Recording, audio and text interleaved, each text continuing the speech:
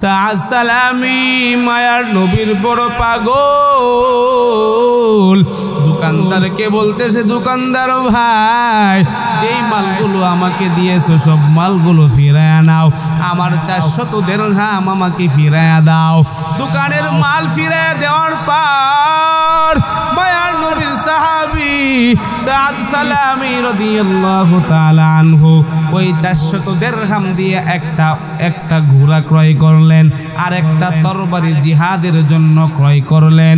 যুদ্ধে যাওয়ার জন্য ঘোড়া এবং তরবারি নিয়ে সাদ সালামি জিহাদের ময়দানের দিকে আগায়, কিন্তু মায়ার নবী তো তাকে জিহাদে নিয়ে যায় নাই, ওই যুদ্ধে যাওয়ার পর তাকে চিনে ফেলবে।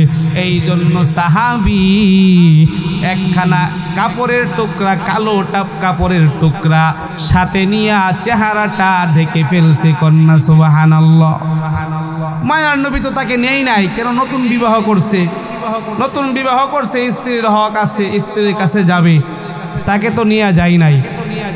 যেন না চিনে এই জন্য কালো একখানা কাপড় তার মুখে বেঁধে জিহাদের দিকে রওনা করছে। কন্যা সুবহানাল্লাহ। জিহাদের ময়দানে তুমুল লড়াই শুরু হয়ে গেছে। মায়ার নবীর সাহাবীরা যুদ্ধ করতেছে, সাদ সালামি যুদ্ধ করে। হঠাৎ কাফেরদের তরবারির মাধ্যমে সাদ সালামের ঘোড়াটা পড়ে যায়। এই দিক দিয়ে সাদ সালামি জমিনে পড়ে যায়, কাফেরদের তরবারের নিচে পড়ে যায়। পড়ে যাওয়ার পর তার চেহারা থেকে কালো কাপড়টা সইরা গেছে। দূর থেকে মায়ার নবী তাকায়া দেখে চিনে ফেলছে। মায়ার নবী সাহাবীদেরকে বলতেছে, সাহাবীদের দল, ওই যে তাকায়া দেখো, আমার সাহাবী সাদ সালামির মতো দেখা যায়, তাড়াতাড়ি যাও, আমার সাহাবীকে আমার কাছে নিয়ে আসো। সাদ সালামিকে মায়ার নবীর সামনে আনার পর মায়ার নবীর কোলের মধ্যে শোয়াইছে। আমার মায়ার নবী রাহমাতুল লিল আলামিন সাদ সালামি যখন আঘাত পাইছে, সাদ সালামির চেহারার দিকে তাকায়, চেহারার দিকে তাকাইয়া চোখের পানি ছাড়ে। আবার আরেকবার আসমানের দিকে তাকায়, আকাশের দিকে তাকায়া মুস্কি হাসে। আবার তার চেহারার দিকে তাকায়া চোখের পানি ছাড়ে। হঠাৎ করে সাদ সালামির রাসূলের কোলের উপরে মৃত্যু হয়ে যায়, শহীদ হয়ে যায়। মায়ার নবী রাহমাতুল লিল আলামিন সাহাবীর তাড়াতাড়ি জানাজার দাফন কাফন শেষ করেছে। যখন কবরে দিবে, কবরে দেওয়ার পর সাহাবীরা জিজ্ঞাসা করতেছে, ও নবী আমার, আপনার সাহাবী সাদ সালামি যখন আপনার কোলে শুয়ে আছিল, আপনি দেখলাম আকাশের দিকে তাকায়া হাসি দেন, আবার দেখলাম তার চেহারার দিকে তাকায়া আপনি চোখের পানি ছাড়েন, ব্যাপারটা কি বুঝলাম না। মায়ার নবী জানায়া দেয় গে সাহাবীদের দল, আমি যখন আকাশের দিকে তাকাইতাম, তাকায় দেখতাম সাদ সালামি শহীদ হওয়ার দ্বারা আল্লাহ তাআলার জান্নাতের দরওয়াজাগুলো খুলে দিয়েছে। কন্যা সুবহানাল্লাহ। আবার যখন তার চেহারার দিকে তাকাইতাম, আমার চোখ দিয়ে পানি বের হইতো। আমি মনে মনে ভাবতাম, এই সাহাবী আমার জন্য এত বড় পাগল, নিজের স্ত্রী রাইখা স্ত্রীর কাছে যাওয়ার জন্য দিরহাম আমরা ব্যবস্থা করে দিলাম, নিজের স্ত্রীর জন্য গহনা শাড়ি ইত্যাদি না কিনা, যুদ্ধের সামানা কিনা যুদ্ধে চলে আসছে। কেমন আমি নবীর পাগল, কেমন ইসলামের জন্য পাগল, কেমন আল্লাহর জন্য পাগল। জান্নাতে আমরা সকলে আমার আল্লাহকে দেখতে চাই কি চাই না? আশা আছে না নাই? রব্বুল আলামিন আজকের এই আয়াত, যে আয়াত আপনাদের সামনে তেলাওয়াত করেছি, এই আয়াতই আল্লাহ তাআলা জানাইয়া দেয়, যেই বান্দা বান্দি আমি আল্লাহকে দেখতে চাই, যেই বান্দা বান্দি আমি আল্লাহকে দেখার আশা রাখবি, ওই বান্দা বান্দিদের জন্য আল্লাহ তাআলা কর্মসূচি জানায়া দেয়। দুইটা কর্মসূচি। কয়টা? কয়টা জোরে কোন? এরে নবীর আশিক উম্মতের দল, এরেতে তুই তোলার মুসলমান, এরে ২৫০০-এর তৌহিদি জনতা, গভীর মনোযোগ। আল্লাহ তাআলাকে আমরা সকলেই দেখতে চাই, যে আল্লাহ আমাদেরকে এত সুন্দর করে বানাইছে, সুন্দর করে দুনিয়া আল্লাহ তাআলা সাজাইছে, এত বড় বড় পাহাড় আল্লাহ তাআলা বানাইছে, এত বড় বড় সমুদ্র মহাসমুদ্র আল্লাহ বানাইছেন। এরে নবীর আশিক উম্মতের দল, আল্লাহ তাআলাকে জান্নাতে আমরা সকলেই দেখতে চাই। যদি দেখতে চাও তাহলে আল্লাহ বলেন ১ নাম্বার কর্মসূচি, ১ নাম্বার কাজ হলো আল্লাহ জানাইয়া দেয় ফালইয়ামাল আমালান সালিহা, ওই বান্দা বান্দি যেন দুনিয়াতে নেক আমল করে যায়। তাহলে আমলের দরকার আছে না নাই? নামাজের দরকার আছে না নাই? পর্দার দরকার আছে না নাই?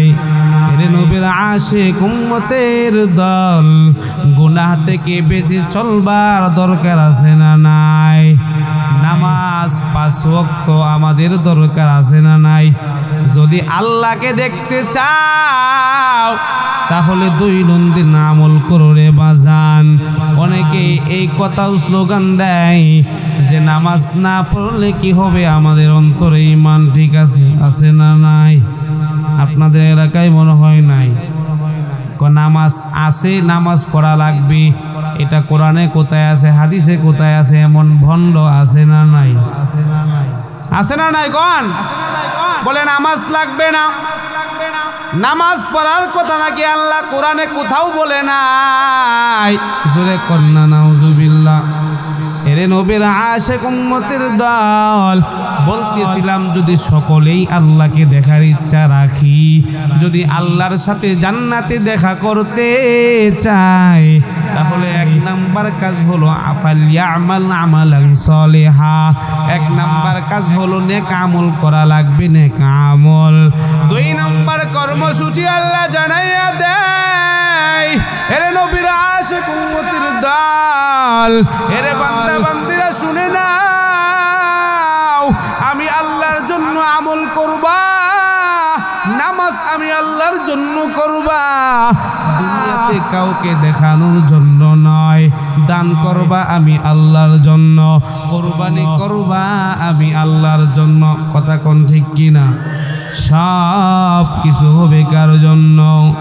আমার আল্লাহ জানাইয়া দেয় সূরাতুল আনআমের, সূরাতুল মায়েদার শেষের দিকের আয়াত, সূরাতুল আনআমের আয়াত ৮ পারা ৯ পৃষ্ঠায় আল্লাহ তাআলা জানাইয়া দেয় ইন্না সলাতি ওয়া নুসুকি ওয়া মাহইয়ায়া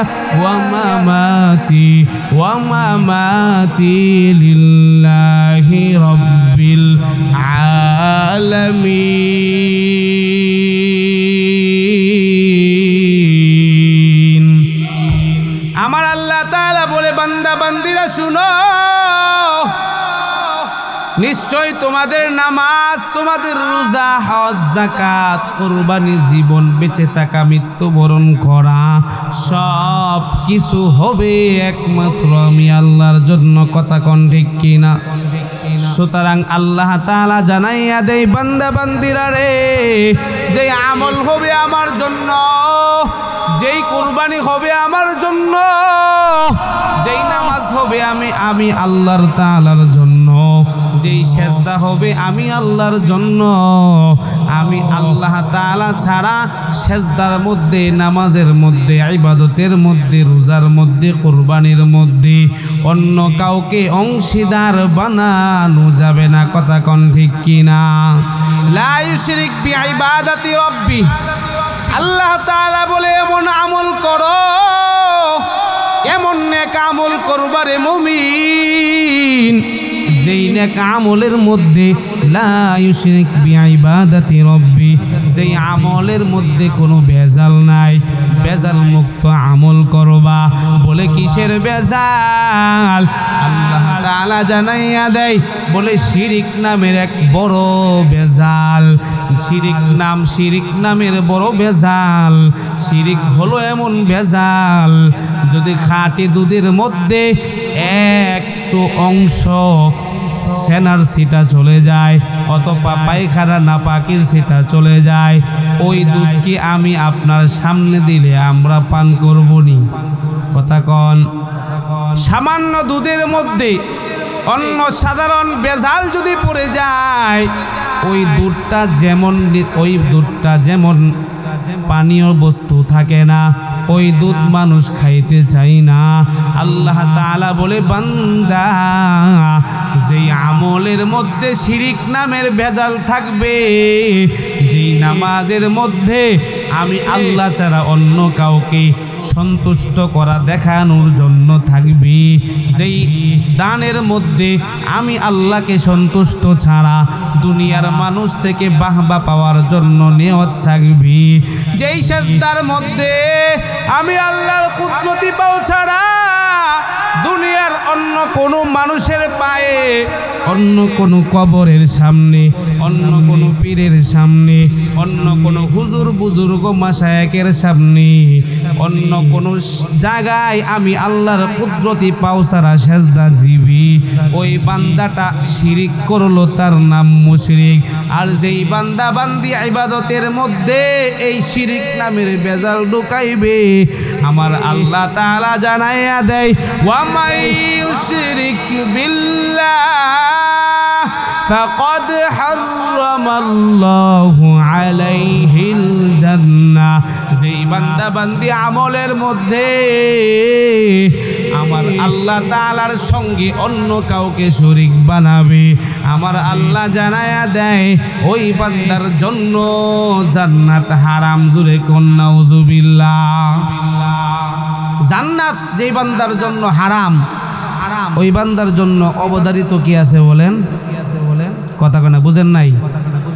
জান্নাত যদি কারো জন্য হারাম হয়ে যায়, তাহলে তার জন্য কি নির্ধারিত?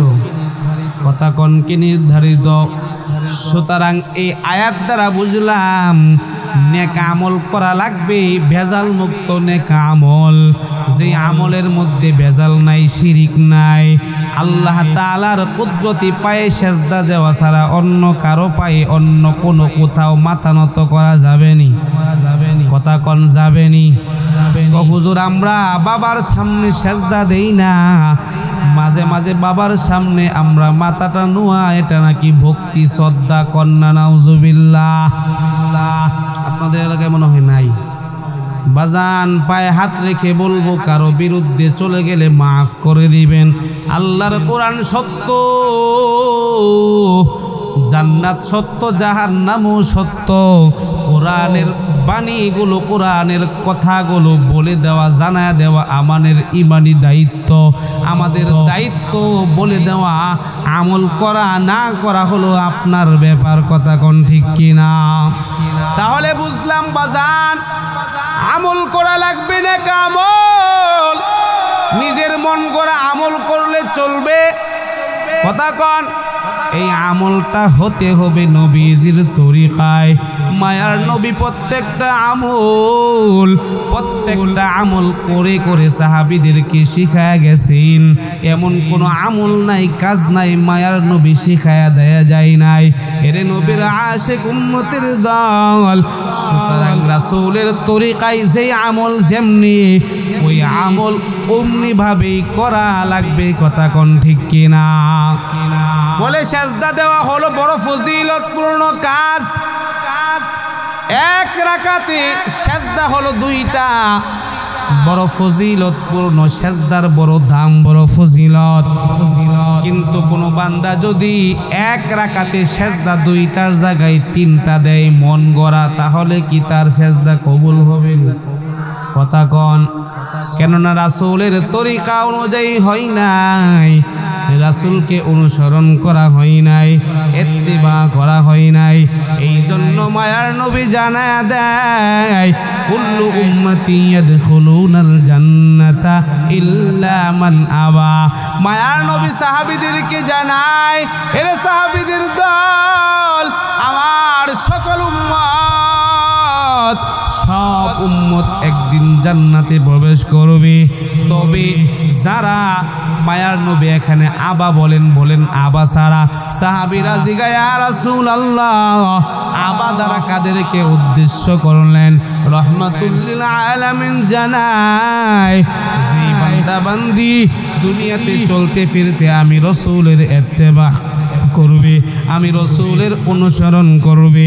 আমি রাসূল কেমনে হাঁটলাম, আমি রাসূল কেমনে খাবার খাইতাম, আমি পয়গম্বর কেমনে নামাজ পড়তাম, আমি রাসূলকে পূর্ণাঙ্গভাবে যারা ইত্তেবা করবে, অনুসরণ করতে পারবে, ওই বান্দা বান্দি দুনিয়া থেকে আসার পর জান্নাতে প্রবেশ করবে। কন্যা সুবহানাল্লাহ। কিন্তু যেই বান্দা বান্দি আমি রাসূলের ইত্তেবা করবে না, অনুসরণ করবে না, যারা আমি নবীর বিরোধিতা করবে, তারা কোশ্চিন কালেও জান্নাতে যেতে পারবে না। কন্যা নাউজুবিল্লাহ। মুসলমান ইমানদার আল্লাহর গোলাম, তাহলে মায়ার নবীর ইত্তেবা নিজেদের মধ্যে নিয়ে আসা লাগবে।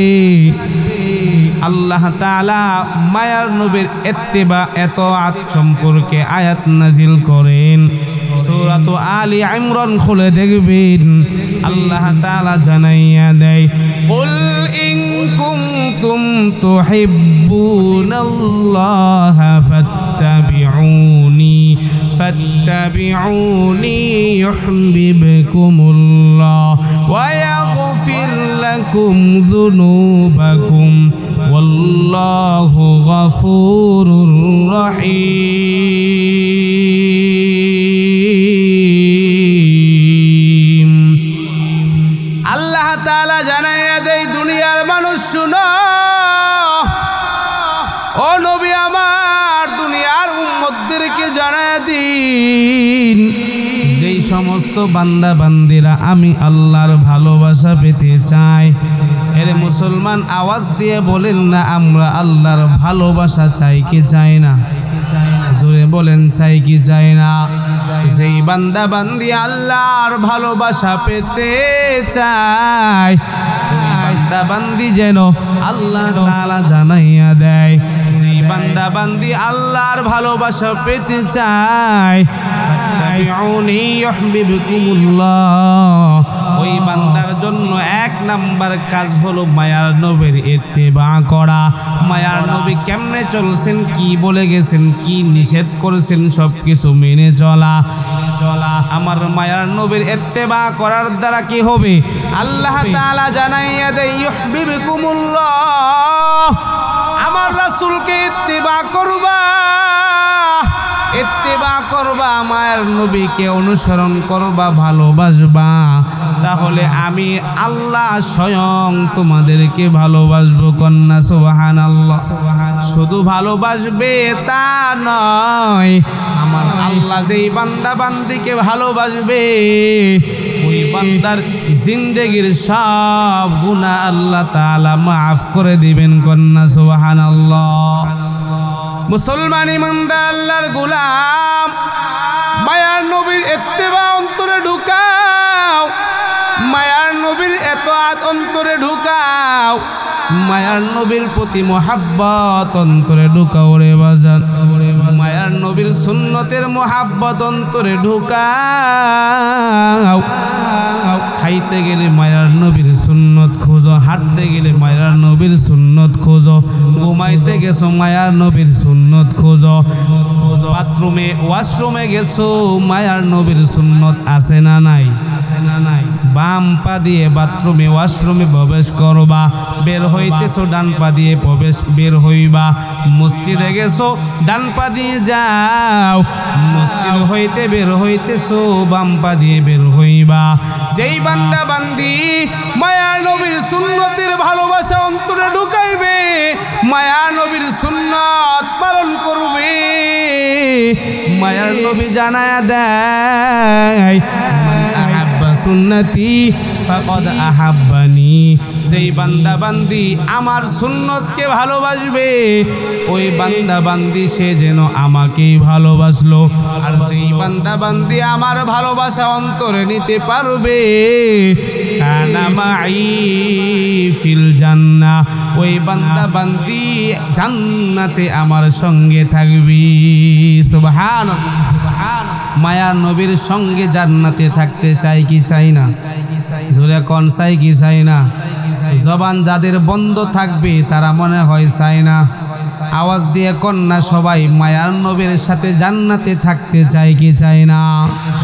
রহমাতুল লিল আলামিন জানাই আমার সঙ্গে সাহাবী ছিল হযরত আবু বকর, আমার সঙ্গে ছিল হযরত উমর, আমার সঙ্গে ছিল হযরত আলী, আমার সঙ্গে ছিল হযরত উসমান।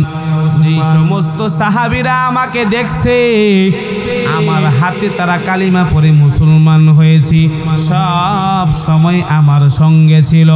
দুনিয়াতে যেই সমস্ত সাহাবীরা আমার সঙ্গে ছিল শুধু ওই সমস্ত সাহাবীরাই জান্নাতে আমার সঙ্গে থাকবে বিষয়টা এমন নয়। এর নবীর আশিক উম্মতের দল মায়ার নবী থেকে 1400 বছর পরে আমরা আসছি, মায়ার নবীর উম্মত হয়ে আসছি। সুতরাং যারা নবীকে দেখছে সাহাবায়ে কেরাম তারাই শুধু জান্নাতে থাকবে বিষয়টা এমন নয়। মায়ার নবী জান্নাতে থাকার জন্য আমাদের জন্য সুযোগ করে গেছেন। যেই সমস্ত বান্দা বান্দি সুন্নতের বড় পাগল থাকবে ওই সমস্ত বান্দা বান্দি জান্নাতে নবীর সাথে থাকবে। বলেন না সুবহানাল্লাহ। আল্লাহর নবীর সাহাবী সুন্নতের বড় পাগল হযরতে সাদ সালামী রাদিয়াল্লাহু তাআলা আনহু কালিমা পড়ে মুসলমান হয়েছে। বেশি দিন হয় নাই, 8 মাস হয়েছে মুসলমান হয়। কাফের ছিল, 8 মাস হয়েছে মুসলমান হওয়ার 8 মাস পরে একদিন মায়ার নবীর দরবারে হাজির, মায়ার নবীর সামনে হাজির হইয়া কান্না করতেছে। রহমাতুল লিল আলামিন জানায় এর সাহাবী মায়ুবকি, কেন কান্না করতেছো? ও সাহাবী তোমাকে কে কাঁদাইছে, কেন কান্না করতেছো? এর সাদ জানায়া দাও। সাদ সালামী রাদিয়াল্লাহু তাআলা আনহু ডাক দিয়ে বলে, ও পয়গম্বর রহমাতুল লিল আলামিন, আজ থেকে 8 মাস হয় আমি আপনার হাতে কালিমা পয়রা মুসলমান হয়েছি। 8 মাস পর্যন্ত এমন কোনো সুন্নত নাই, আমি আপনার এমন কোনো সুন্নত নাই আমি সাদ ওই সুন্নতের উপর আমল করি নাই। কিন্তু রাহমাতুল লিল আলামিন আপনি একটা হাদিস বলছেন, ওই সুন্নতের কথা বলছেন, ওই সুন্নত আমি পালন করতে পারি নাই। আপনার জবান দিয়ে বের হয়েছে আন-নিকাহু মিন সুন্নতি ফামান রাগিবা আন সুন্নতি ফালাইসা মিন্নি। ও নবী আমার, আপনি বলছেন বিবাহ করা এটা হলো আমি নবীর সুন্নাত। যে ব্যক্তি আমি নবীর সুন্নত থেকে দূরে সরে যাবে ওই ব্যক্তি আমার দলের অন্তর্ভুক্ত নয়। ও লাগো কার জন্য বিবাহ আসছে এটা দেখার বিষয় নয়, বিবাহের প্রস্তাবনাকে পাঠাইছে ওইটা দেখার বিষয়। এরে আব্বাজান শুনিয়া দাও, আমার বিবাহের প্রস্তাব পাঠাইছে হলো মায়ার নবী, দু জাহানের বাদশা বাদশা নবী, এরে বাবা তুমি তো মারাত্মক বেয়াদবি করেছ। এরে বাজান শুনো, তুমি যদি আমাকে বিবাহ না দিতে চাও, তারপরে মায়ার নবীর প্রস্তাবনায় আমি সাদের সঙ্গে বিবাহ বসতে রাজি। এরে আব্বাজান যাও যাও, তাড়াতাড়ি যাও মায়ার নবীর কাছে ক্ষমা চেয়ে নাও, আর আমি বিবাহ বসতে রাজি, তুমি মায়ার নবীর কাছে বলে দাও। সুবহানাল্লাহ। লম্বা ঘটনা বাজান সংক্ষেপে বলতেছি। আমর ইবনুল ওয়াহাব মায়ার নবীর কাছে হাজির, ডাক দিয়ে বলে রাহমাতুল লিল আলামিন, ও নবী আমার বেয়াদবি মাফ করবে, আমার কাছে সাদকে পাঠাইছেন, ঘুরায় দিয়েছি, ও নবী আমার বেয়াদবি মাফ করবেন, তাড়াতাড়ি আমার মেয়ের সাথে সাদ সালামীকে বিবাহ পড়ায়া দিন, আমি এই বিবাহতে রাজি। মায়ার নবী রাহমাতুল লিল আলামিন সাদ সালামীর বিবাহ পড়ায়া দিলেন। বিবাহের মধ্যে মোহর নির্ধারণ করেছেন 400 দিরহাম। কয় দিরহাম? সাদ সালামী ডাক দিয়ে বলে, নবী আমার 400 দিরহাম মোহর নির্ধারণ করেছেন, কিন্তু আমি সাদের কাছে তো 1 দিরহামও নাই। মায়ার নবী বলে, সাদ রে, আমার সুন্নতের বড় পাগল, তুমি আমার সুন্নতের বড় পাগল, বড় মোহাব্বত করেছো। ও সাদ যাও যাও, আমার মেয়ের জামাইগুলোর কাছে যাও। আমার একটা মেয়ের জামাইয়ের নাম হলো হযরতে উসমান গনি, আবার আরেকটা মেয়ের জামাইয়ের নাম হলো হযরতে আলী। যাও যাও তাড়াতাড়ি যাও। উসমান দিবে 200 দিরহাম, আবার আরেক জামাই দিবে আলী 200 দিরহাম, 400 দিরহাম নিয়ে যাও। তাড়াতাড়ি তোমার স্ত্রীর জন্য ভালো পোশাক ইত্যাদি তুমি খরিদ করে নিয়ে আসো। 400 দিরহাম দেওয়ার পর সাদ সালামী রাদিয়াল্লাহু তাআলা আনহু হাঁটি হাঁটি পা পা করে বাজারের দিকে যায়। দোকান থেকে যখন ক্রয় করবি, শাড়ি গহনা যখন ক্রয় করতেছি, দোকান থেকে যখন নিয়ে আসবি, পিছন থেকে কে যেন আওয়াজ দেয়। মায়ার নবী রাহমাতুল লিল আলামিন সাহাবীদেরকে সাথে নিয়ে যুদ্ধের দিকে রওনা করছে। আল জিহাদ আল জিহাদ, পিছন থেকে আওয়াজ আসছে। মায়ার নবী সাহাবাদেরকে নিয়ে জিহাদে অংশগ্রহণ করার জন্য যাইতেছে, জিহাদের দিকে রওনা করছে, যুদ্ধের দিকে রওনা। সাদ সালামী মায়ার নবীর বড় পাগল। দোকানদারকে বলতেছে, দোকানদার ভাই, যেই মালগুলো আমাকে দিয়েছো সব মালগুলো ফিরায়া নাও, আমার 400 দিরহাম আমাকে ফিরায়া দাও। দোকানের মাল ফিরায়া দেওয়ার পর মায়ার নবীর সাহাবী সাদ সালামী রাদিয়াল্লাহু তাআলা আনহু ওই 400 দিরহাম দিয়ে একটা ঘোড়া ক্রয় করলেন, আর একটা তরবারি জিহাদের জন্য ক্রয় করলেন। যুদ্ধে যাওয়ার জন্য ঘোড়া এবং তরবারি নিয়ে সাদ সালামী জিহাদের ময়দানের দিকে আগায়, কিন্তু মায়ার নবী তো তাকে জিহাদে নিয়ে যায় নাই, ওই যুদ্ধে যাওয়ার পর তাকে চিনে ফেলবে। এই জন্য সাহাবী একখানা কাপড়ের টুকরা, কালো কাপড়ের টুকরা সাথে নিয়ে চেহারাটা ঢেকে ফেলছে। কন্যা সুবহানাল্লাহ। মায়ার নবী তো তাকে নেই নাই, কেন? নতুন বিবাহ করছে, নতুন বিবাহ করছে, স্ত্রীর হক আছে, স্ত্রীর কাছে যাবে, তাকে তো নিয়ে যায় নাই।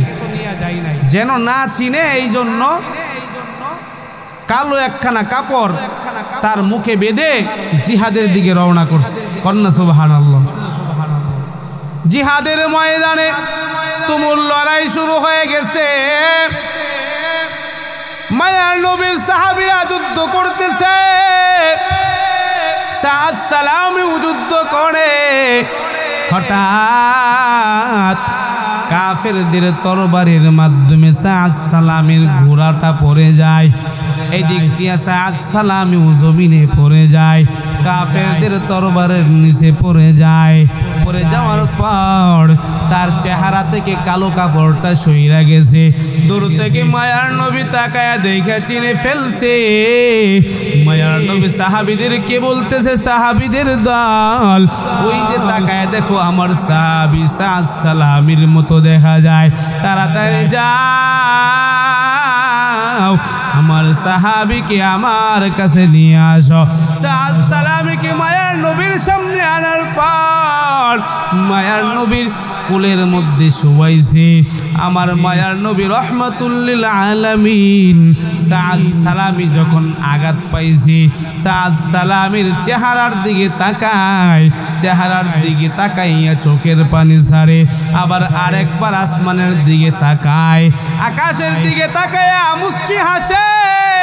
আবার তার চেহারার দিকে তাকায়া চোখের পানি ছাড়ে।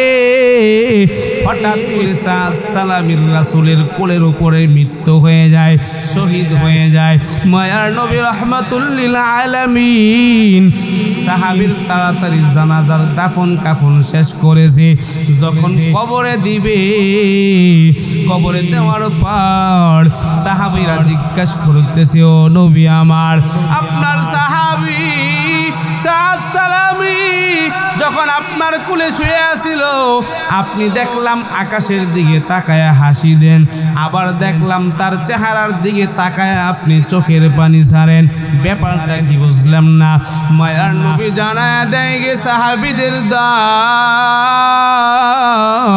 আমি যখন আকাশের দিকে তাকাইতাম, তাকায় দেখতাম সাদ সালামি শহীদ হওয়ার দ্বারা আল্লাহ তাআলার জান্নাতের দরওয়াজাগুলো খুলে দিয়েছে। কন্যা সুবহানাল্লাহ।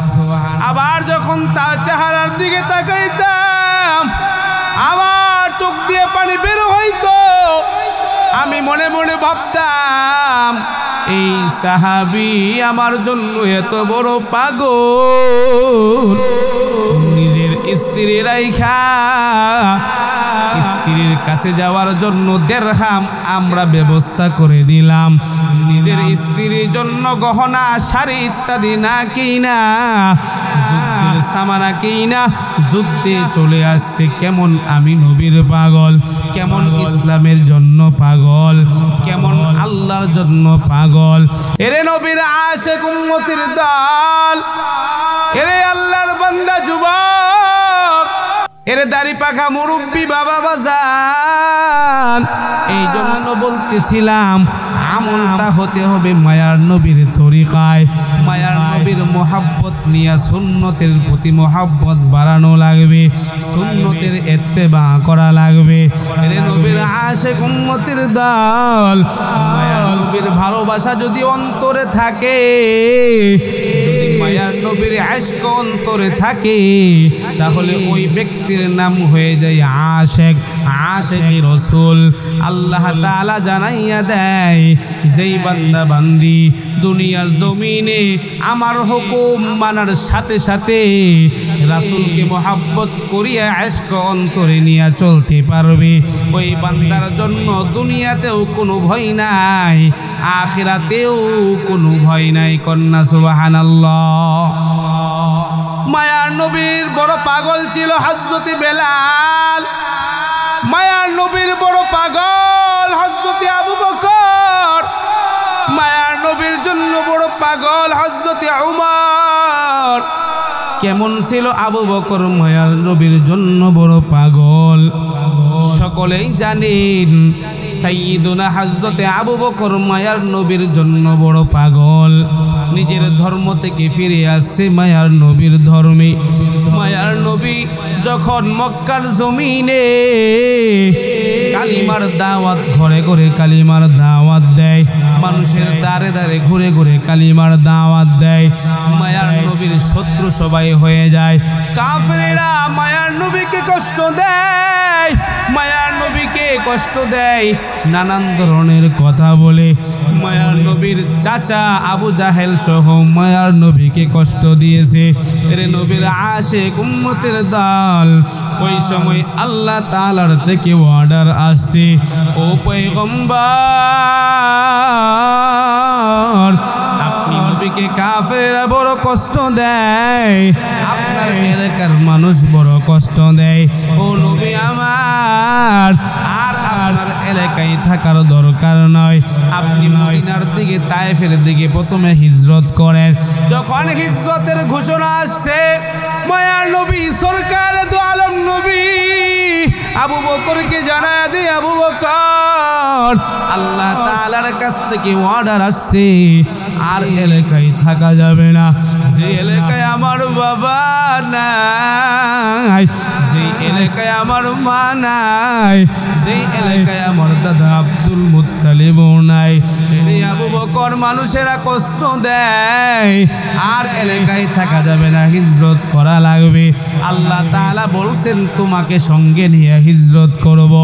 যখন হিজরতের সময় আসছে, মায়ার নবী সরকার দু আলম নবী আবু বকরের বাড়িতে হাজির। রাত্রিবেলা আবু বকরের দরজায় করাঘাত করেছে। রে আবু বকর শুনছো? আবু বকর মায়ার নবীর ডাক দিতে দেরি, সাথে সাথে দরজা খুইলা ডাক দিয়ে বলতেছে, ইয়া রাসূলুল্লাহ ইয়া হাবিবাল্লাহ, লাব্বাইক লাব্বাইক ইয়া রাসূলুল্লাহ। মায়ার নবী রাহমাতুল লিল আলামিন ডাক দিয়ে বলে, আবু বকর কেমনে সম্ভব, কি ব্যাপার, এত রাত্রিবেলা আমি তোমাকে এত আস্তে করে ডাক দিলাম, দরজায় করাঘাত করলাম, সাথে সাথে তুমি দরজা কেমনে খুলে ফেলছো, কি ব্যাপার, তুমি কি ঘুমাও নাই? আবু বকর ডাক দিয়ে বলে, ও নবী আমার, যেদিন আপনি আমাকে বলছেন আল্লাহর থেকে হিজরতের ঘোষণা আসছে, ওই দিন থেকে আমি আবু বকর পিঠটা বিছানার মধ্যে লাগাই নাই গো নবী, আমি আপনার জন্য অপেক্ষা করতেছি।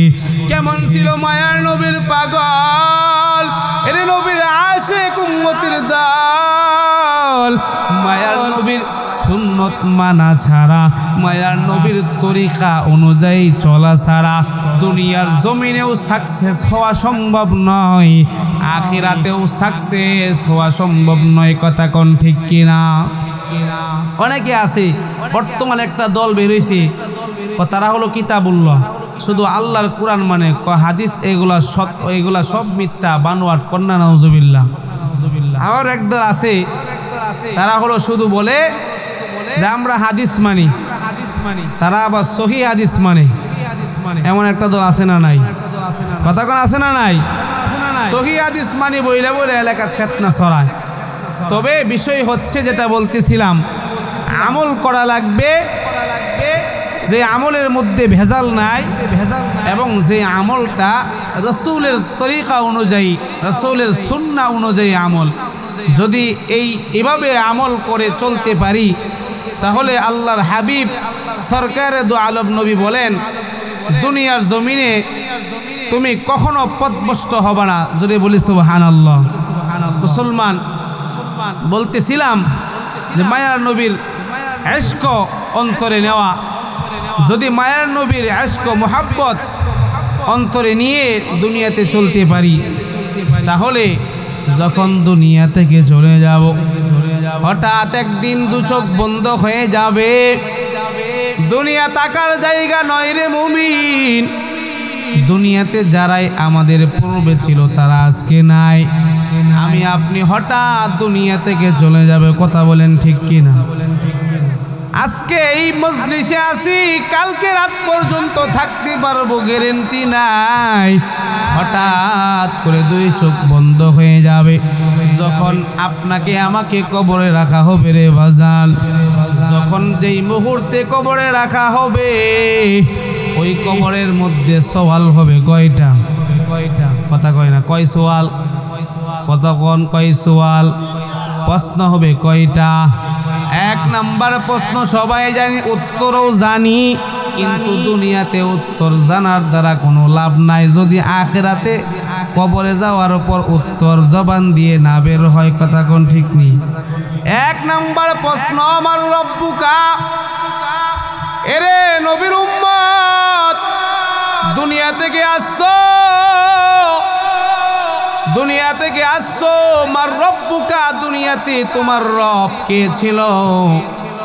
রবের পরিচয় দাও, ধর্মের পরিচয় দাও, রহমাতুল্লিল আলামিনের পরিচয় দাও।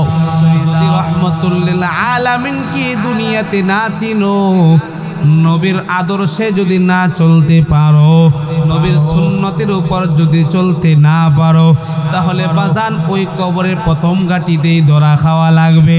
মায়ার নবী জানাই, বেনামাজি নাফরমান যারা দুনিয়াতে আল্লাহকে মানে নাই, রাসূলকে মানে নাই, দুনিয়াতে মন গড়া চলছে, বারবার মাহফিলে হুজুররা বারবার আল্লাহর পথে ডাকতো, মসজিদের ইমাম সাহেব আল্লাহর পথে ডাকতো, বারবার বারবার হুজুররা পায়ে ধরে ধরে বলতো, কিন্তু আল্লাহকে চিনে নাই, মায়ার নবীর আদর্শে আসে নাই।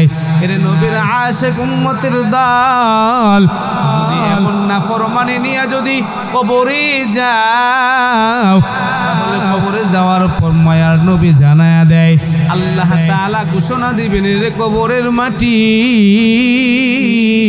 আমার নাফরমান বান্দা আছে, তোমরা তার সাথে দুর্ব্যবহার শুরু করে দাও। কবরের মাটি দুর্ব্যবহার শুরু করে দিবে। মায়ার নবী হাদিসে জানায়, দুই পাশের কবরের মাটি বেনামাজি নাফরমানদেরকে চাপ দেওয়া শুরু করবে, এমন ভাবে চাপ দিবে রে। মায়ার নবী এভাবে হাত ধরে দেখাইছে, এক পাশের পাজরের হাড় আরেক পাশে ঢুকে যাবে। রে নবীর আশিক উম্মতের দল, কি হবে আমার কবর, আপনার কবরের অবস্থা? ওই কবরে ধনী ব্যক্তিকে চিনবে না, সুন্দর মানুষকে চিনবে না, নেতা খাতা এমপির কোনো খোঁজ খবর নাই। ওই কবর সবার জন্য 3 সওয়াল, আবার উত্তরও হবে 3টা। যদি ওই কবরে প্রথম জায়গায় যদি ধরা খেয়ে যাই রে মুমিন, তাহলে আপনার আমার অবস্থা কেমন হবে রে বাজান? এই জন্য দুনিয়াতে যা কিছু করেছি, হায়াত থেকে, জীবন থেকে 50-60 বছর চলে গেছে, যতগুলো বছর চলে গেছে গুনাহ করছি, হাতের দ্বারা গুনাহ, পায়ের দ্বারা গুনাহ, জবানের দ্বারা গুনাহ, চোখের দ্বারা গুনাহ। আজকের এই মাহফিল থেকে আমরা সকলেই গুনাহের জন্য তওবা করে যাব ইনশাআল্লাহ। কেননা বাজান, তওবার সুযোগ জীবনে নাও আসতে পারে। আজকে যেহেতু এখানে আসছি, এই আখিরাতের পুঁজি হিসাবে জিন্দেগির যত গুনাহ করেছি, গুনাহগুলোর জন্য তওবা করি, আল্লাহর কাছে ক্ষমা চেয়ে নিব। কেননা আল্লাহ তাআলা জানাইয়া দেয়, ইয়া ইবাদি আল্লাযীনা আসরাফু আলা আনফুসিহিম লা তাকনাতু মির রাহমাতিল্লাহ। যেই বান্দা বান্দি দুনিয়াতে যাওয়ার পর নাফরমানি করেছো, বারবার গুনাহ করছো, বারবার নামাজ ছেড়ে দিছো বাজান, বারবার চোখের দ্বারা গুনাহ হয়েছে, মুখের দ্বারা গুনাহ হয়েছে, এর নবীর আশিক উম্মতের দল, আল্লাহ তাআলা জানাইয়া দেয়, গুনাহ কইরা বান্দা এটা মনে কইরো না, তোমার মনে হয় ক্ষমা নাই। বান্দা না না না, গুনাহ করেছো।